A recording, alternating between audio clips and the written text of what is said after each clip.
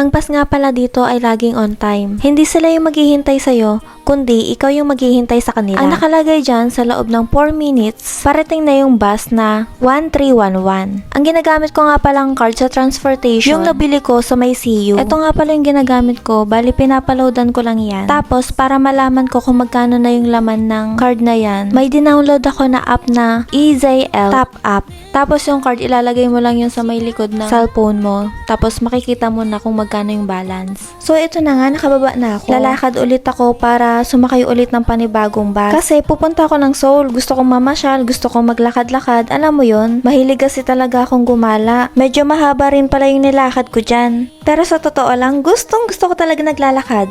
Sobrang hilig ko talagang maglakad, as in sobrang hilig.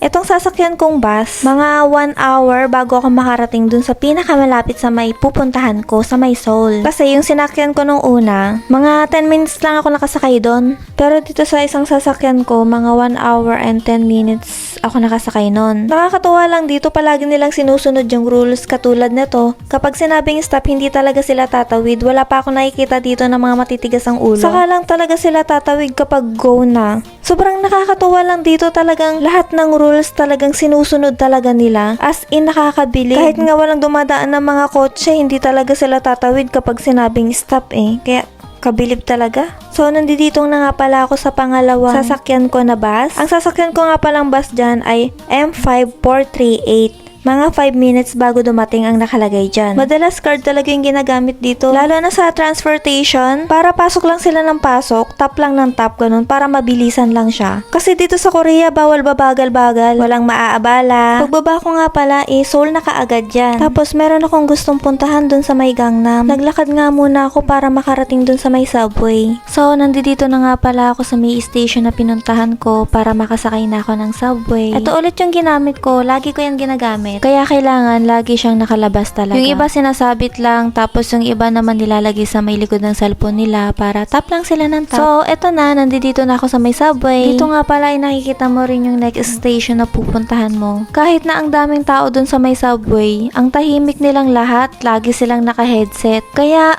mahihiya ka talaga mag-ingay dito. So, paano nga pala ako nakarating dun sa may pinuntahan ko?